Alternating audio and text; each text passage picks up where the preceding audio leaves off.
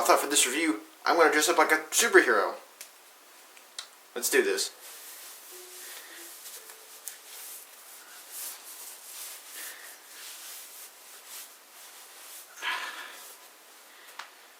There we go.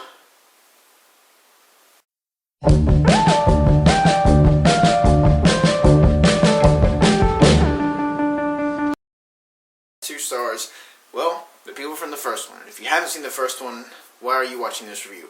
Go see the first one. I saw the first one about 2 days ago, and I loved it. I was like, man, I should have watched this a long time ago. So I watched it 2 days before I watched the second one, and I loved it. And then going into this one, I had high hopes. I was like, the first one's great. I don't know how you're going to top it. And it didn't top it. But overall, guys, I had a blast watching Kick-Ass 2. And it's such a fun film.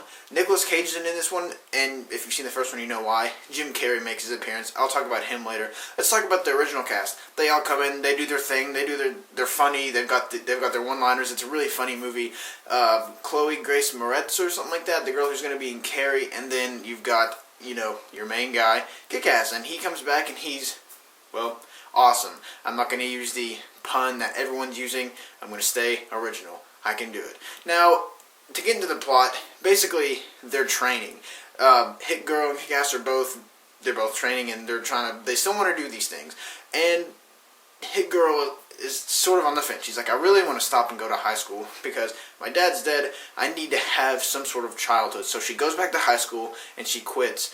And then you get to see the trials and tribulations of her high school years. And then Kick-Ass still wants to do his stuff. He still wants to fight crime and do good. So he meets Jim Carrey's character. And at this point, he has inspired more people in the world to become superheroes. So he gets a clan.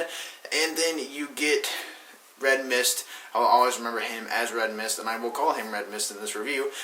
He is a villain now because his dad died in the first one, and now he's like, I'm going to seek revenge on Hit Girl and Kick-Ass and all of them. And so you've got your plot where Red Mist is the villain. And guys, it is a very fun movie. I did have problems with it. I will go into it, but overall, it is a fun movie it still feels like the first one. It still has the vibe. It still has the atmosphere. The action is still over the top. But there's not as much action in this film as I wanted there to be. When there was action, it was over the top. It was fun. A little bit of shaky cam. Not too much, but there was a little bit where I was like, you didn't have to do that. But overall, the action was fun. I just wanted there to be a little more, and a lot of it is very gruesome. But still fun at the same time. It's not bad. And then you meet Jim Carrey, who is pretty much the leader of this superhero group. And his name is Colonel Stars and Stripes. You saw him in the trailers. We're the good guys. And he's got this team, and now he's got Red Mist. Red Mist also has a clan of bad guys, super villains, and they pretty much face off. Jim Carrey, minus the controversy of him not supporting the film, he does a really good job. He's not in it for a long time, so don't go in there think, I can't wait to see Jim Carrey throughout this movie. He's in the first half. I won't tell you what happens to him in the middle, but he's pretty much this leader, and he's got his dog. You've seen him from the trailer, and when you see him in the movie, you're like, is that Jim Carrey? It really doesn't look like him. It doesn't sound like him. It's not anything that he's ever done before, but it's still fun to watch him do what he did, and it's really ironic because he was all about, I don't like the gun violence in this movie, but in the movie, he carries a gun, but he doesn't put any bullets in it because he's not for killing. He's more bringing justice and arresting people. He's a good person. I thought he was going to be a villain at first, but he's not. He's actually he plays a very good guy in this film. And you get some other side characters who also help with the team. And it's pretty much Red Mist. His clan is wanting to be supervillains because his dad died and he's ready to seek revenge. So people's lives are at stake. This is a more emotional movie than the first one, and that runs into some tone problems. It's very inconsistent sometimes with tone. At one time it wants to be dark and emotional, then it tries to be funny, then it tries to be action-packed. It's sort of a mess when it comes to tone, but that's more towards the last half of the movie. Whenever you see Hit Girl and she doesn't know what to do. Does she want to stick with high school, or does she want to stick with being a superhuman?